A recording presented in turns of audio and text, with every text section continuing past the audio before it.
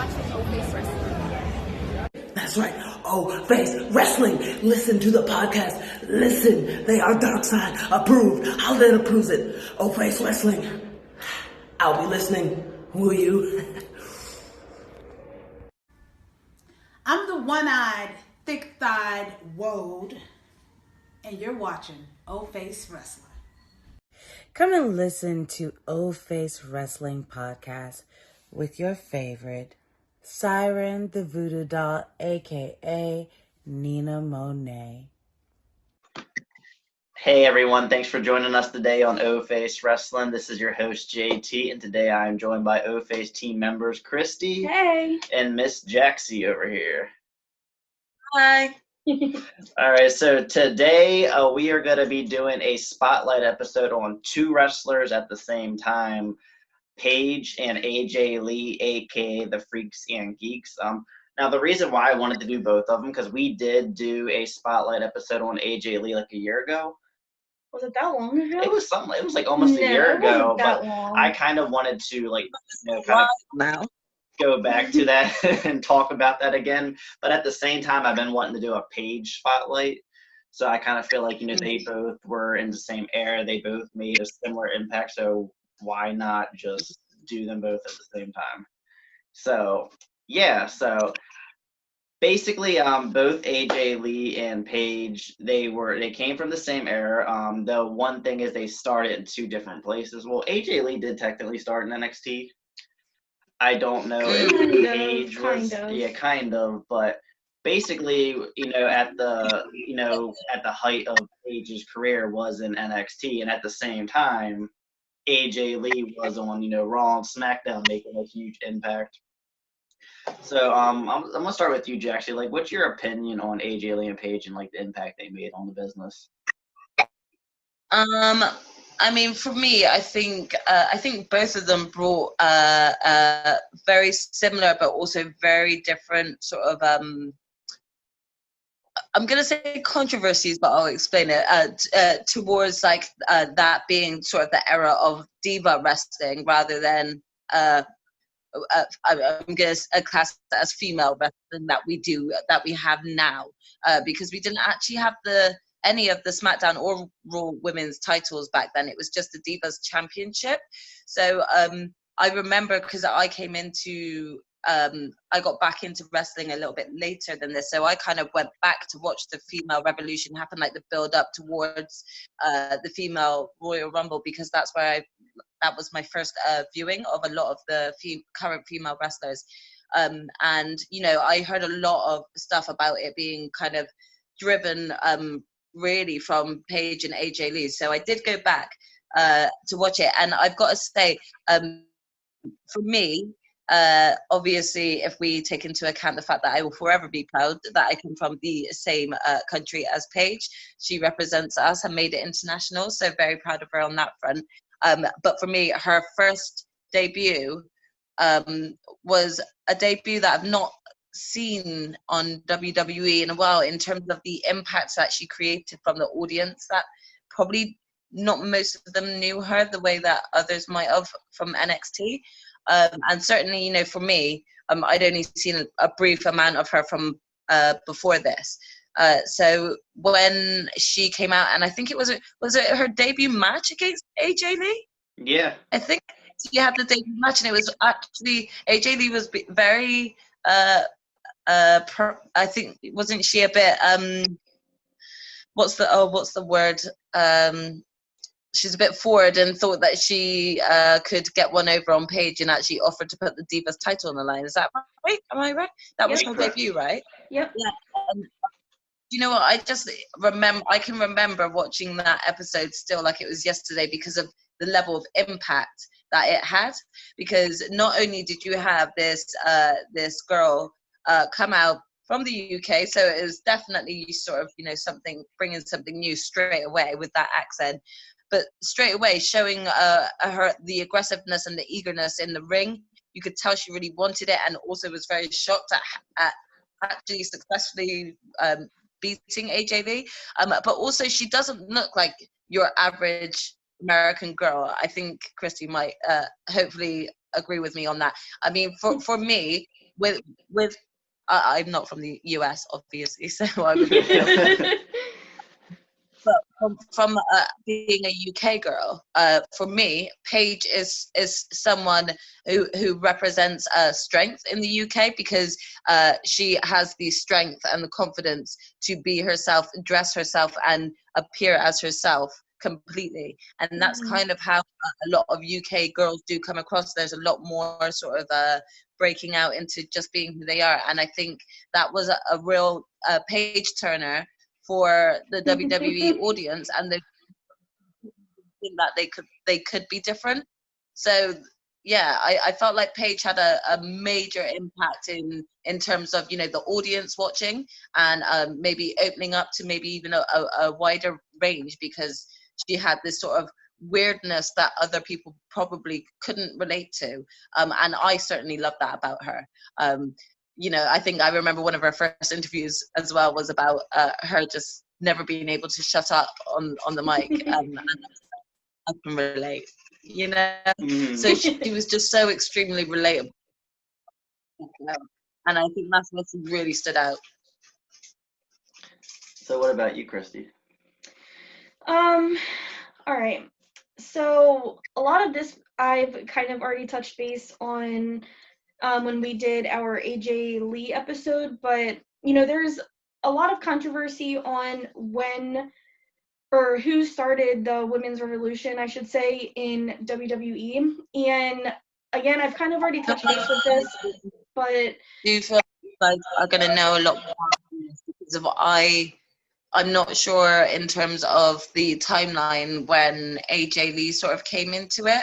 So please do me on this as well, please. Sure. So I started watching wrestling at a pretty young age. I started watching it around 5 or 6. And, you know, so I grew up with, you know, the OGs, you know, Trish Stratus, Tori Wilson, Stacy Keibler. I'm sorry, what was that? You kind of cut out a little bit. China. Oh, yep, China. And, you know, back then, the way the women were looked at in wrestling is not how they were looked at now. You know, the women were hired in WWE solely, for the most part, based on their looks, you know. And like, for example, Kelly, she was discovered out of a magazine. Same thing with the Bellas. They were hired on their looks because they were twins. So, you know, if you know the history of Paige and AJ and how much they fought to get to where they were, you know, it's a completely different story. You know, AJ almost didn't even make it in WWE because, you know, they were telling her, you're not sexy enough, you're not pretty enough. And look at how far she got. And the same thing with Paige. And both of them, which is kind of, it was rare back then, but both of them had wrestling backgrounds. Not a lot of other women did. You know, like I mentioned, the Bellas didn't. Kelly not to mention, didn't. It's not just even the wrestling backgrounds, but they were actually good at it as well. Yep. And I think, you know, you both could agree with me that, like, you could tell their drive, their passion for wrestling, for the business, whenever they were in the ring, really. Right. And I mean, and I'm not saying that the other women in that time didn't care about wrestling and they, you know, that they weren't good. It was just, I feel like the passion was a little bit different, you know what I mean? Because like Paige has been wrestling literally since she was in the womb. Her mom was pregnant, still wrestling and not knowing. Paige was wrestling, you know, for a very long time as well.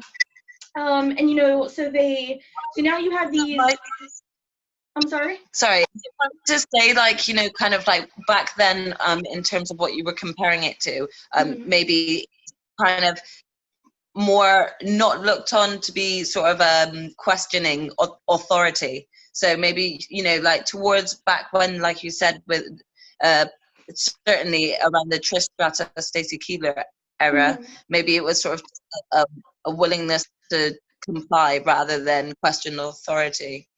Yeah, and I mean, again, touching base on, you know, back how the women's wrestling used to be, you know, if you even want to call it women's wrestling, no offense to, you know, women's wrestling, but, you know, they were looked at as eye I candy. wouldn't call You bra know, and like panties matches they, wrestling. yes, you know, bra and panties matches, mud wrestling matches. You know, they were, I don't want to say they were looked at as a joke, but, you know, they were essentially just that eye candy. That's why they were hired, to entertain the men. And, you know, Sasha Banks has even stated in interviews that, you know, the women's matches used to be called the bathroom breaks. You know, that's, the women would come out and, you know, most people would go Yeah. and use the bathroom, and, you know, the matches were not, you know, not even 2 minutes long. They were As very, well. very quick. So, you know, now you have these two women who obviously look a little bit different. You know, AJ was 100% natural, you know, no implants, no blonde hair, no extensions, no fancy makeup, anything like that. Naturally fit. And then you have Paige, you know, she had the whole goth look going on. So that was, you know, it was different, you know. And so I feel like just their looks alone kind of made that impact, because again, you know, they weren't there to go out and say, hey, look at me, you know, they were there to wrestle. And so I feel like their looks alone just made an impact. And then, you know, just with everything, different, and I think different was starting to stand out in that era. Yeah, they definitely stood out. And I feel like that's why I feel like they kind of started the revolution, because, you know, they wanted more. They, you know, they didn't want to have 2-minute matches. They wanted full on, you know, they wanted to do more in women's wrestling. They didn't just want to go out there, prance, you know, show off their hair, do their thing, and leave. You know what I mean?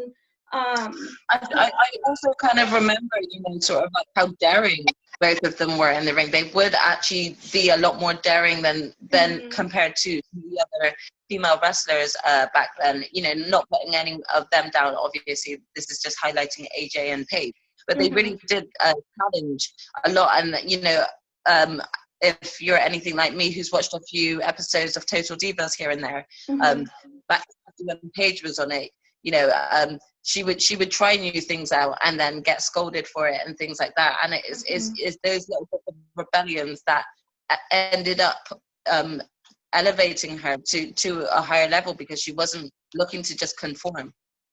Yeah, and I remember the match where AJ Lee won the Divas Championship for the first time.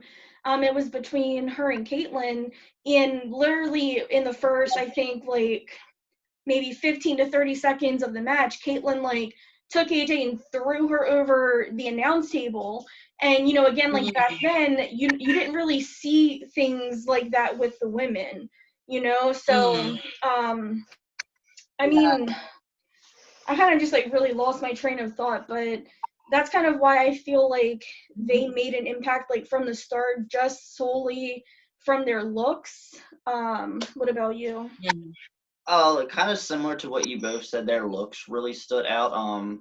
Because, you know, the thing is, I got back into wrestling in 2010, and like, as far as like you mentioned, like who really started the women's evolution, a lot of people give the credit to the Four Horsewomen. And I will say that they did make a very big impact in the beginning stages, but I feel like the foundation was laid by AJ and Paige. You know, because a lot of my friends that I know didn't, you know, they got back into wrestling because of, you know, the whole Four Horsewomen, you know, stuff that was going on, and they weren't around. Before you elaborate, coming from a different point of view, Exactly. So I didn't come back.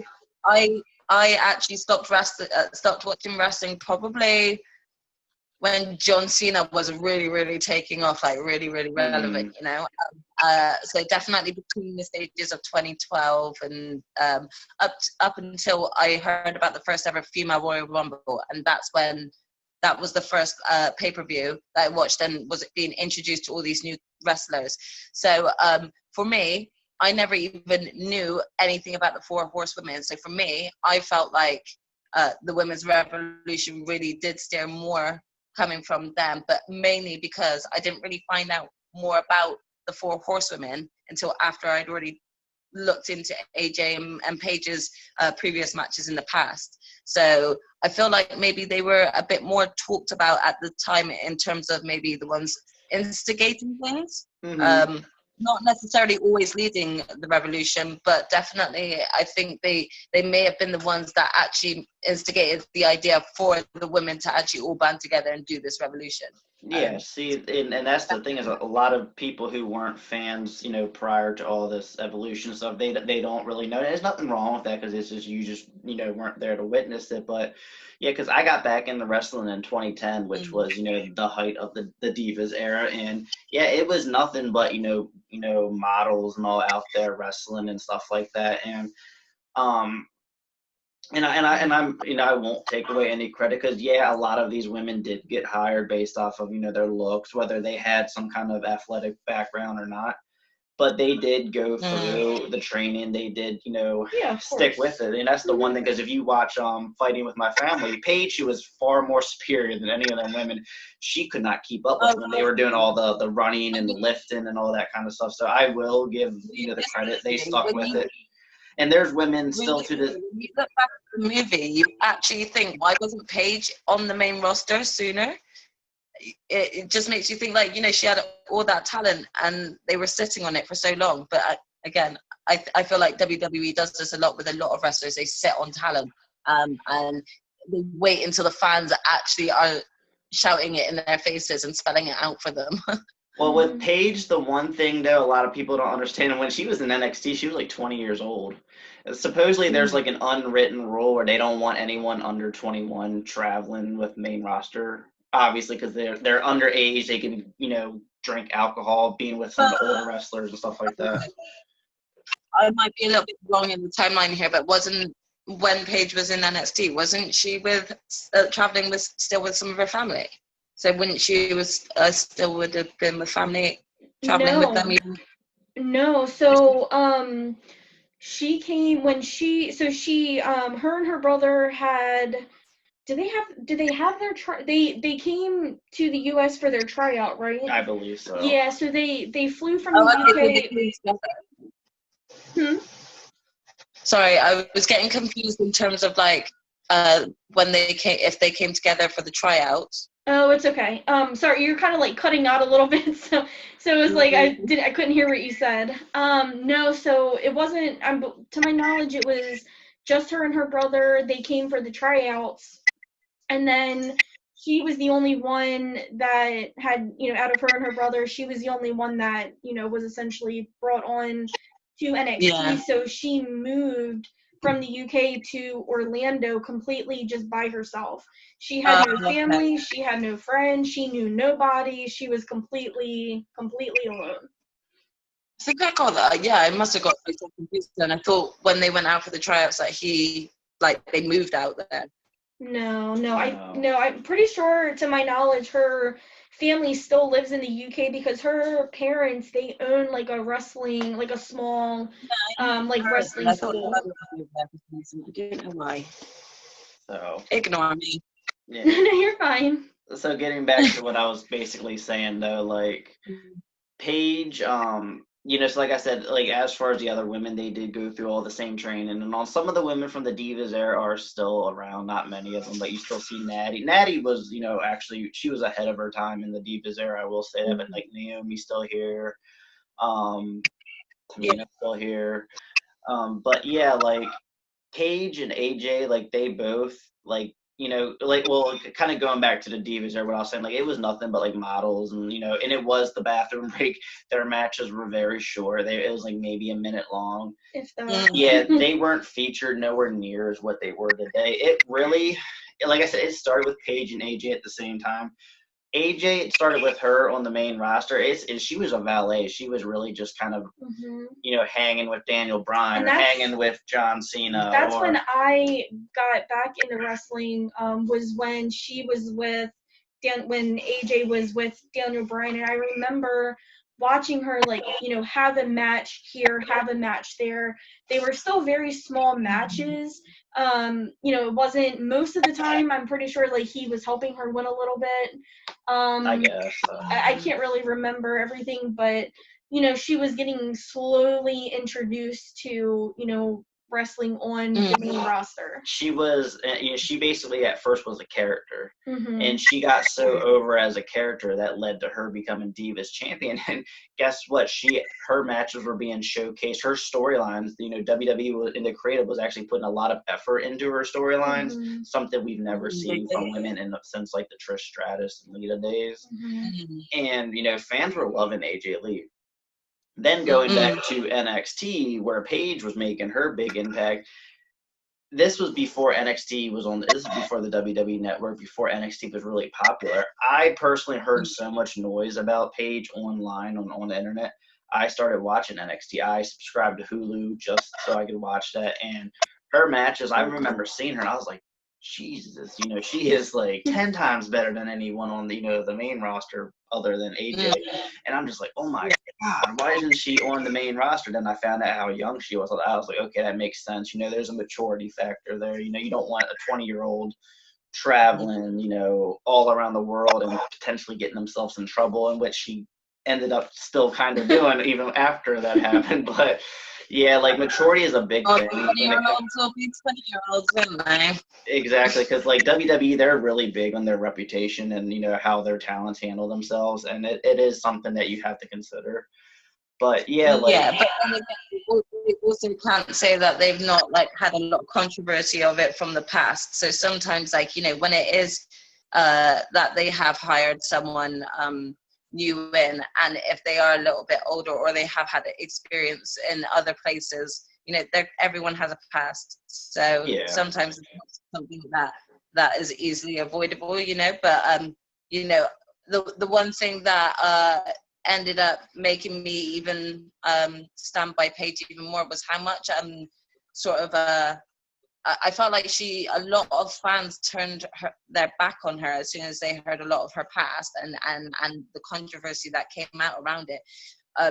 And I think that was when I started truly getting passionately back into wrestling again, because I was rewatching all of this past stuff with them anyway, but I was also getting very defensive because, what Paige did in the past is silly, But, I mean, you guys explained Kim Kardashian to me and how she got famous.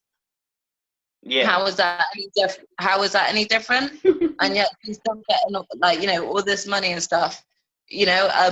So I'm not trying to compare both storylines, but all I'm saying is everyone has a past. Yet for some reason it felt to me like Paige was really like victimized and sort of like kind of pinpointed out in this as if like she was at fault.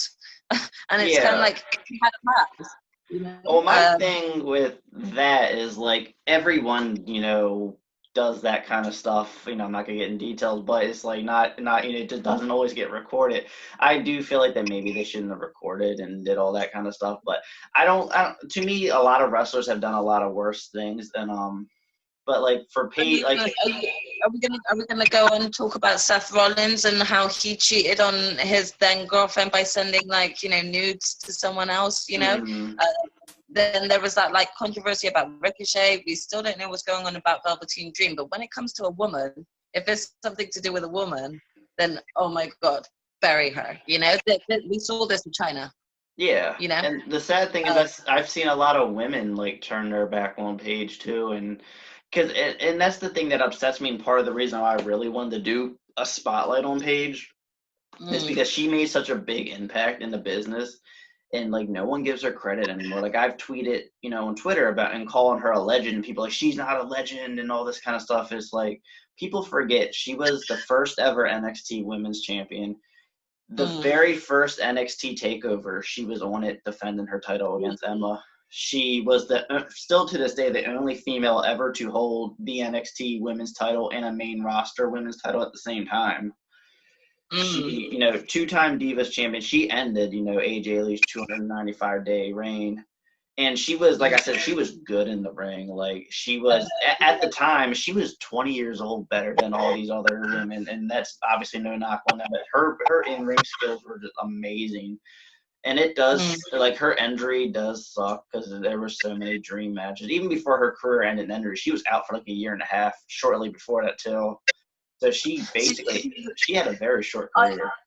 I think this is what when we're even pointing out all these little, there's small little achievements that like slowly build up, and when you actually discuss it and you point it out, God forbid me saying this and having everyone hate on me, but it really does make you question why the WWE thought to put like the Bella twins in the Hall of Fame before someone like Paige.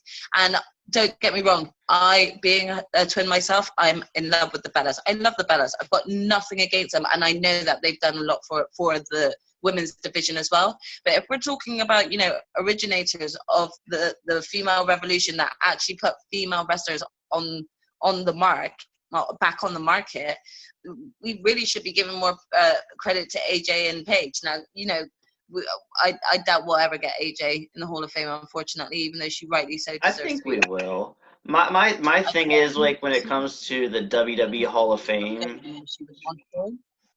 What was that? AJ, like, she just doesn't want anything to do with WWE. So, like, it's not really like me thinking that it's WWE. I think they would want to try and get her on board, but I think it's AJ. Like, I watched a lot about her and, like, the way that she acts. She, got married, and CM Punk got his papers that day. If anyone's going to be holding more of a grudge, it's definitely going to be her holding that grudge, especially now that you got CM Punk, like, discussing back on and being back on backstage. I don't know. I just couldn't see AJ ever coming back to the WWE, if I'm truly honest. No, I mean. So the whole thing with that, I watch a lot of interviews, like, on YouTube and stuff like that. Now, WWE specifically, I don't know, and I can't really comment on that for her. But I mean, she gets asked all the time, are you going to come back to the ring? Are you ever going to wrestle again? She all the time. And her answer is always the same. And she stated, I've learned to never say never. And she's made it clear she doesn't have any plans to, but again, she's learned to never say never. So it's, it's not a no for her, but she just doesn't have any plans for, to ever wrestle again. I really hope I, get to see her wrestle again. At this point, it's been so long, I don't know. Honestly, I legit would hands down, I would cry. I would seriously cry. Whichever pay-per-view. Oh my gosh. SmackDown event she was going to be in America, I would actually pay just to go and see her if she turned up on an NXT episode. I would pay in that audience. Can you just imagine? Can you just imagine, like, the next Women's Royal Rumble, or, whenever, not the next one, but, whenever, and just waiting and just hearing her music play, like, oh my gosh. Don't excite me, Chrissy, because I'm like, her theme music is on my saved songs list on my Spotify, because every time you hear it, you just get excited and all happy and stuff. So don't get me excited at the thought or prospect of her ever for a Rumble. I'd love it.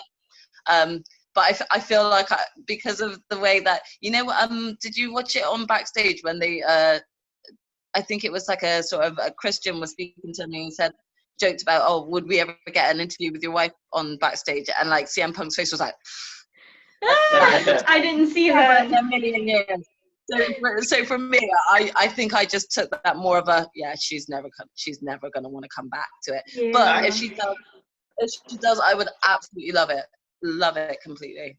I think she will one day. I mean, if Bret Hart came back, I think anyone can. I mean, freaking, they screwed him like nowhere. And he punched Vince McMahon in the face that night, and, he still was brought back.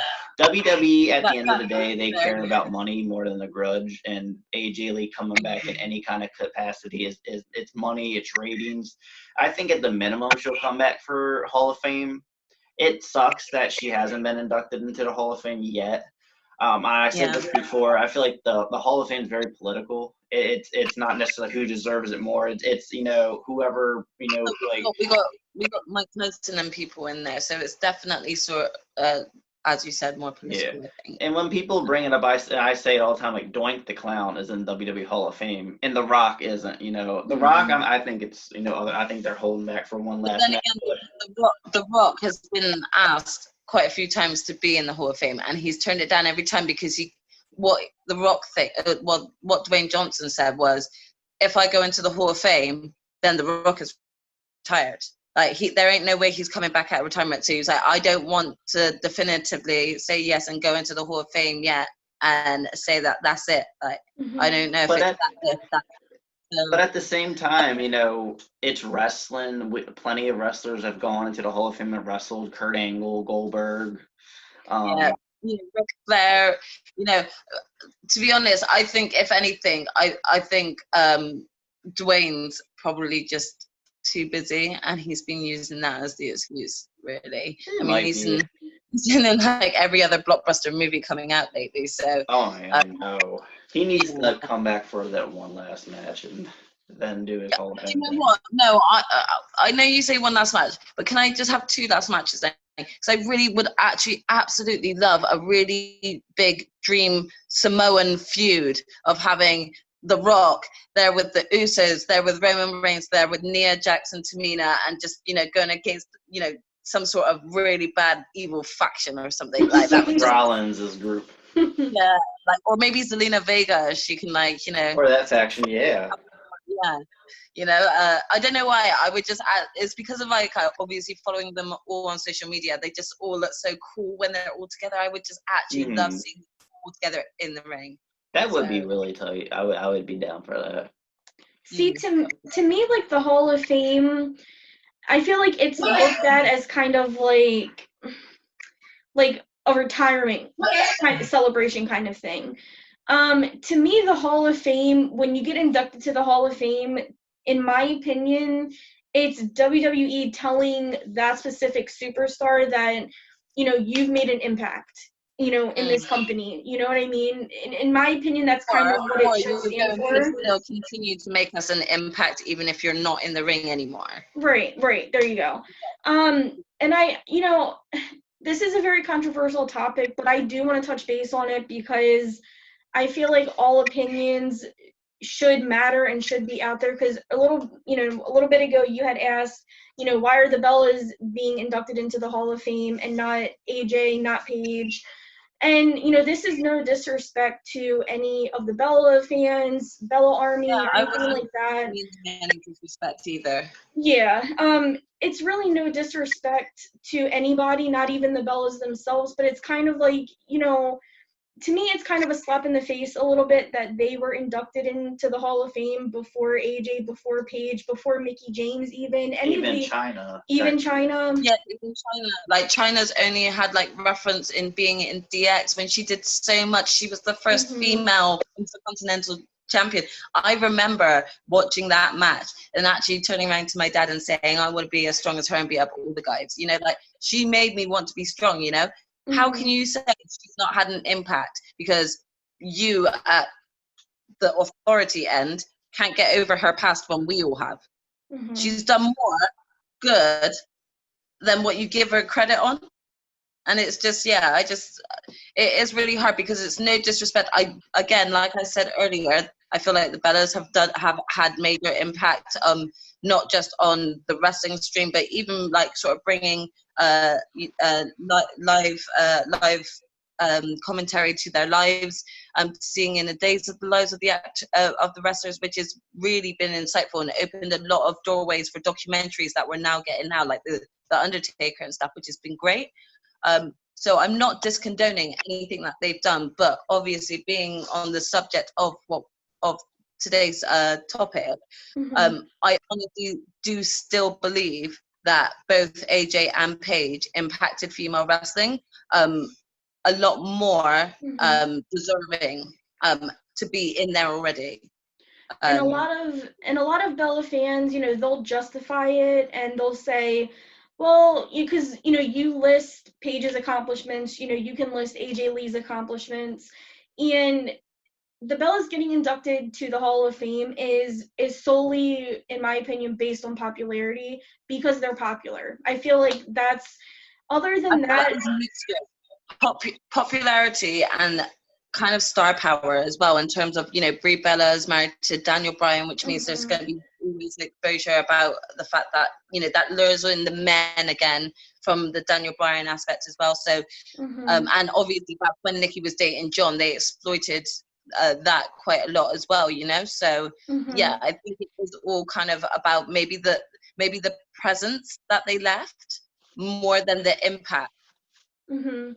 And it's, and I mean, and a lot of, you know, Bella fans and other, you know, just people in general, they'll look at it as, well, you know, they did things outside of wrestling, and, you know, yes, they've started businesses, they have their reality TV shows, they, you know, they have a lot of stuff going on, but what did they actually do in the ring? This is the WWE Hall of Fame. This isn't the Life Hall of Fame. This is WWE Hall of Fame. So explain to me what they did. And, you know, Nikki took the title from AJ, and then she became the longest reigning Divas champion. But that title was handed to Nikki. It was handed to her when AJ worked her whole life for that title and fought and starved herself and was poor, and I don't even want to get into that anymore because I already touched base on that. But, you know, I feel like she just really busted her ass for that title, where it was just handed to Nikki Bella, essentially. That's just kind of my opinion. Again, no disrespect to Bella fans or the Bellas in general. That's just my opinion. At the end of the day, what AJ and Paige did was something that no one else during that era could do. They actually stood up for the women. They wanted, like, even they wanted more. They weren't content like a lot of other women were with, you know, just being, you know, just going out there and doing whatever they tell them to do backstage. They wanted to make an impact. They wanted the women's division to grow. And AJ Lee was very vocal. When she tweeted "Give Divas a Chance," that trended. It blew and up. You noticed, and then all of a sudden WWE started booking the women, you know, better. Exactly. And that impacted it so much to the point where it led to us being able to finally get the first ever female Royal Rumble, you know. And it's kind of like, if they weren't trending, just like how the Bella fans, you know, do say they do a lot of work outside of the business. Well, you know, they could do work for the business that's not in the ring as well. And I just feel like maybe that impact has come more from Paige and AJ Lee, like you said, with the Give Divas a Chance. And you know, I feel that maybe the Bellas could have probably had a few more years wait before being inducted. That being said, I'm not gonna you know, bash on them, because I think I still love them both, and you know, I'm so excited to see both their babies. I cannot wait. But yeah, when we're talking about wrestling talent, you've got to give it to AJ Lee and Paige for not only the impact, but the type of characters that they brought, the type of characters that they impacted wrestling with, that allowed other female wrestlers that have now come up to actually explore different aspects of female wrestling that doesn't have to be diva-esque or in diva code. Yeah, because they opened up the door for other women. Because even Ember Moon's a perfect example. She tried out for WWE and was turned down because she didn't have the diva look. The impact that AJ and Paige left, it opened up the door for other women who weren't perfect in the eyes of society or, you know, WWE backstage people, you know. And now we're seeing all these different women, you know, in different characters. Simone Johnson get into it and things like that, because, you know, she doesn't look like your typical average wrestler that would be a like female wrestler either, but she's also got such a unique look that I cannot wait to see what she's going to bring in the ring. But yeah, they paved the way to allow girls to actually feel like, wait, could I be myself and potentially try out for something like this? You know, exactly. So many more opportunities to maybe a lot of girls who had low self-esteem as well. I mean, like, I'm guessing, Christy, you've definitely read AJ Lee's book. Heck yeah. Yeah. You know, He I kind of bought felt the like book, and I read it before he even had a I'm on chance chapter to. 2. I bought the book courtesy of my dad's cards, so that was like, you know, really kind of him. So grateful. He didn't even know. But yeah, that to me stood out a lot, because if I remember, I read through that book in it. I think it was about 3 days. I read through it and got to the end of it, and I actually said to myself, because if I'm one of 4 girls, and I always thought of myself, always just myself, not that my family, but always pictured myself as the black sheep. And I read AJ's book, and it was the first time that I put the book down, and I thought to myself, it's okay to be me. I'm actually okay being me, because AJ just proved how it's okay to be her, you know. And yeah, AJ gave me that sort of inner strength. And you know, I was living back in Bristol and stuff like that, and then after reading her book, 6 months later I got a job in London, and you know, I started impacting my own life, you know. So I feel like Paige and AJ have relatable qualities that maybe a lot more younger audience females probably could relate to, and that's probably what helped draw the audience in as well about them. Yeah, because like the thing is, like there are a lot of geeks out there. I mean, I think we can all agree we all are geeks. You know, we're nerdy, we are all that kind of stuff. And they showed that hey, you can be a geek, you can be yourself, you can be a nerd, you can have black hair and you know pale skin and still make it in WWE. Because that was the thing. A lot of people for the longest time was like, oh, if you're not this model, you're never gonna live your dream and be a WWE star. A lot of people forget about that, and like I said, like you don't really, you see fans on social media that are fans of them, but you don't see it like a lot of other wrestlers. Like I see a lot of other wrestlers. Also, like I'd like to actually point out as an example, I don't know if we can really use this as a definitive example with so I'm not going to say WWE definitely did this, but if it wasn't for the likes of and looks of Paige debuting and coming out when she did and making her mark when she did, how would the Riot Squad have been really welcomed? How would they have been able to get into it? Ruby Riot's look is so controversially different, but as soon as I saw her, I was like, she's mischief. I love it. And I love that they were bringing in all these more in-depth characters that are actually more based on themselves. It was actually feeling like we were getting more realism brought into the WWE. And I feel like you couldn't really say that any of that could have happened without either diva. Exactly, because they were the first ones, I mean, maybe there would have been someone after them, but there wasn't. It was them. They started it all. It might have taken a lot longer to have gotten that revolution. Yeah, exactly, because it wasn't just because of the fact that they were just good in the ring. They were, they were different, and they made it, they made a lot of other people feel like, okay, it is okay to be yourself. It is, and so on and so forth. Yeah.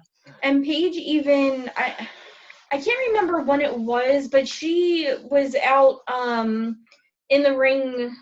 I can't remember if she was cutting a promo, making a speech, she was talking. And, she even said that. She was like, just be yourself. It's okay to be weird. It's okay to be, and that's how the whole, like, freaks and geeks, thing kind of started. She was telling everybody, like, it's okay to be yourself. It's okay to be different. It's okay to be weird. You don't have to be this model type to be successful and to be considered beautiful. And you've read AJ's book, and in the book she was, and still till this day she's very vocal about how different she was even growing up. Even in school she was always different because she was playing video games, playing with action figures, and nobody else that she knew was doing that, and she was fine. She didn't care. She never once tried to fit in. She never once tried to be somebody who she wasn't. And Paige did the same thing too. Paige was even bullied growing up with her look. And at one point, when Paige was, I believe, in NXT, she even tried to change her look because she realized how out of place she was. She tried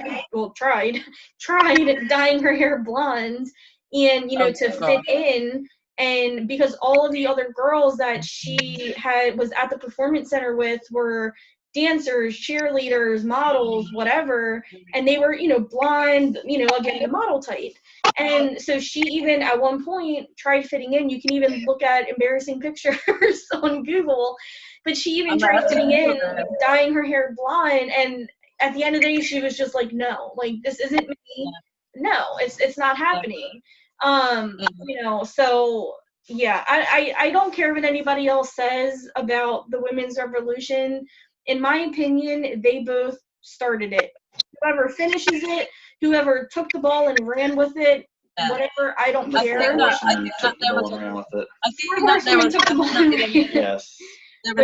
a lot of other women that were like, in and out and involved with this revolution. It definitely couldn't have happened without the voices of the rest of the female roster. But if you want to give thanks to anyone for actually being able to have elevated the female roster to where we are now, I think you have to pay homage to both of them, because they both brought something different as well as something similar in that of being out of place. And that's what a lot of people in the 21st century are now. We're all out of place. A lot of us go through identity crisis. A lot of us are going through, a lot of different changes in and out of our life. And to see those changes actually happen in WWE and see them actually go around to acceptance as well, is a huge step. When you go on the WWE network and you watch some of the Attitude Era, it's really hard to watch, and some of the best matches are in the Attitude Era days, but it's really hard to watch, so it's, when you look at the timeline, you've just got to really give that homage and pay thanks to both of them for actually allowing us to actually jump that extra mile, and now look where we are. We had so many females basically dominating Raw this week. Yep, and Paige and AJ started it all, basically, because even like when people talk about the Four Horsewomen, who was in NXT first making that impact for the women? Paige. So yeah, she was the first champion. She was at the first takeover defending it. She laid the foundation for that title, and which started then Charlotte Flair and Sasha. First female to ever like sort of cross over onto a brand and then instantly win a title straight away. Yeah, and she made one of the biggest impacts too. Like, no one knew NXT was nowhere near as the level as it is now, and the fact that she made that impact then really shows a lot, because any other person that would have came up, even like the Shield, when the Shield came up, no one knew who they were. Everyone was just confused. Same thing with I remember Emma came up, she didn't get really a reaction. The Wyatt family, I think they may have gotten a reaction. I feel like they did, just because of the whole like creepy thing that they had going on. But they made a reaction to Paige. I mean, she did come up the Raw after Mania, which is your hardcore fan base who probably does, but it's still just the how the crowd reacted. It was just amazing. And when she won that title, oh my god, they were all behind her straight away. And it's like, she just had her first match. Everyone should be like, who's this newbie? But instead, it was, no, she just won the title. Fair play. Exactly. She commanded respect right from day one. And that's what you should consistently be getting. And the last thing I'll touch on, which we won't touch on too much of because I don't want to end on negativity because we're on a hype, is like, this is why I got so angry about Triple H's remark and re-bringing things up about Paige again. I was like, why? What? There was no need for him to bring up that remark. And it's like, you wouldn't do that with one of your boys, but then when it comes to one of the females, you think it's okay to make a joke like that. I think it was him trying to. It was Triple H trying to be his DX character, which would have been okay to say in the '90s, because that was the era. And sometimes a lot of these older wrestlers, we're progressing really well, but we just got to continue to do better. Oh, I agree. Just like I was saying, like some of these older wrestlers, like Jerry Lawler is a perfect example. Sometimes they forget the era that they're in. They kind of are, they're stuck in their ways. Triple H is really good with being, kind of, modern, but sometimes, it comes out and it's like, it's, I understand the backlash. I understand why people get upset, but then, you do have to kind of remember the era they come from and some of the stuff they've done.